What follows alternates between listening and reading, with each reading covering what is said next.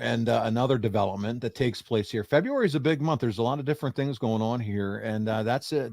WCW decides to expand their total number of pay-per-views.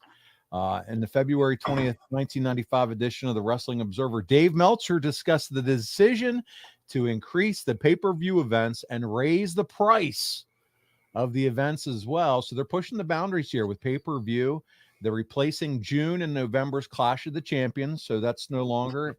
And now they're up to 9 pay-per-views on and 2 clashes in 95. And so it's more major, frequent major events, more pay-per-view revenue. What do you think about this? As a wrestler performer at the time, does this impact you at all? Did you foresee any challenges? Were there opportunities from this strategy as far as the introduction of more pay-per-view? What are your thoughts on more pay-per-view, quite frankly? Well, more is not better. It waters down your product. I was a big fan of the 4 a year, and not just because it's 4, for somebody says it, smart ass. Because you have a pay-per-view, you have your blow-offs with the particular matchups that you have. You blow them off. Now you've got 3 or 4 months to build to the next one. And you can completely start over, change opponents, do something on the tail end of that show that will bleed you into the next pay-per-view, but you're not going to blow that off for 3 or 4 months. And you could just take your time. Just the way it's meant to be, episodic, male soap opera, and just give them a taste each week on TV and let it build. Leave them wanting more, not less. That is such the problem now. It feels like everything is rushed, angles right to the next, to the next, to the next. And it's like, and there's such a craving right now in wrestling for storytelling, for really good storytelling. Obviously, what we saw with the Bloodline the last few years has been a compelling, very compelling angle. But now that we've seen that, we've been exposed to it, we got to enjoy that. We want more of that as wrestling fans are, and we want that story. And sometimes it feels like it's so challenging because, like, 3 hours on Monday night, then you have NXT Tuesday night, 2 hours of Dynamite on Wednesday night, Thursday night TNA, Friday night SmackDown, Rampage, Saturday night Collision. There's so much going on. And you got a pay-per-view. It's 7 days a week, and things are moving so quickly. And and to your point, the pay-per-views are increasing, and I feel like a lot because of that. I feel like a lot of things gets rushed, and there's you don't let it breathe. You don't let it breathe. I think we all feel that way. It's when you are working for a particular company, it's their sandbox. You're just playing in it.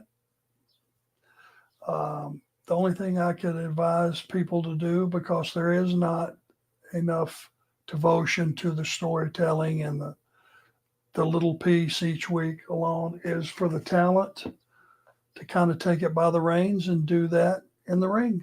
Don't give them everything you got every week, because now the fans just get desensitized to it. Conditioned. That's right. If I've hit a big tornado DDT 3 weeks in a row and I hadn't beat anybody with it, it's pretty much a dead move, or I'm not executing it properly, whatever it may be perception-wise with the audience. So you just got to protect your story and protect your company and protect your opponent and dial it down a little bit.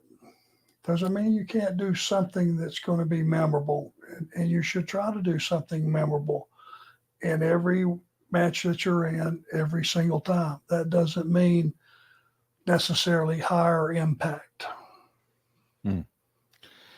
No, well said.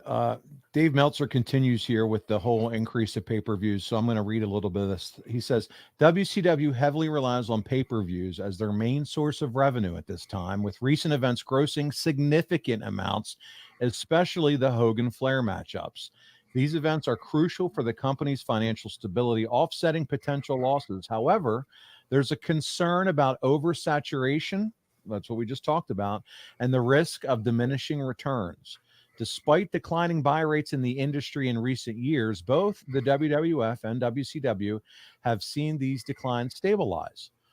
Arn, what do you think here would be the key for WCW so they can now navigate this delicate balance between we got to maximize revenue and avoid what you and I just talked about, oversaturation? Is there any kind of a strategy that you could come up saying, hey, yes, we know we're going to have more pay-per-views.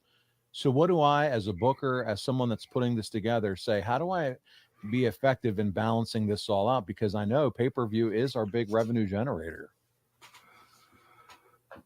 If I knew the answer to that, I probably wouldn't be sitting here.